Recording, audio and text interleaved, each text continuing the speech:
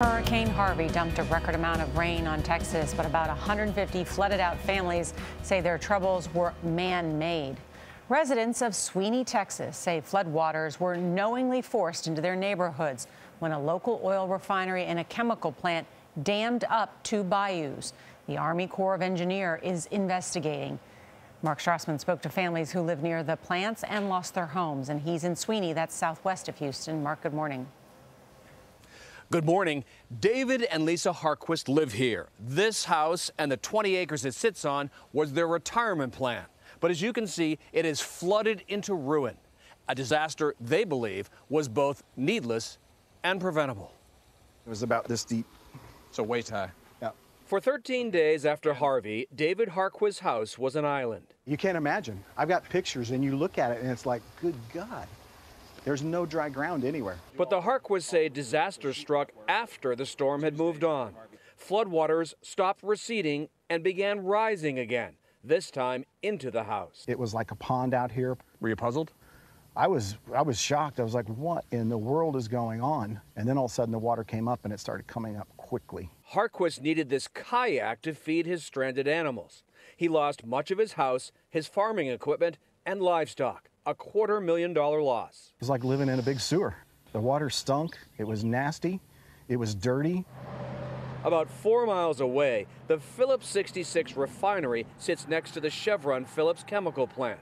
A lawsuit filed by about 150 families claims by damming two nearby bayous without warning, the companies knowingly pushed floodwater away from the plant and into neighborhoods. You can see in this video shot days later, the plant to the right appears dry, while homes to the left are underwater. It was full. I mean, up here, it was to the top of where we're standing right now. Lawyer Josh Boland represents the families now suing the two companies. He showed us one spot that was dammed and shared with us this video of the backhoe that was used to remove the blockage. I've talked to so many people that if they just would have had a little bit of notice, they could have saved so much. I mean, there's mold everywhere. Everywhere. This is what's left of Tim and Melissa Foster's dream house. Nothing but buckled floors and runaway mold. They've ruined our dream. This was our dream, and it's gone. Tim works as a technician at Chevron Phillips. The Fosters have joined the lawsuit against his employer. Is that an odd position to be in? Oh, it's a very awkward position to be in. I mean, every day I go to work, I question, will this be my last day? Chevron Phillips did not respond to repeated requests for comment. But in a statement, Phillips 66 said, "Our priorities during the flood were to protect people and the environment. We do not believe these actions on one side of our property impacted the ongoing flooding event adjacent to the refinery or in the community."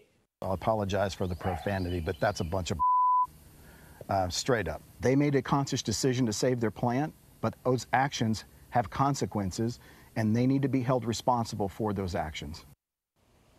The refinery told us the plant also got some flooding that damaged equipment. Both the Harquists and the Fosters did have flood insurance, but they've yet to hear a response to their claims. Gayle?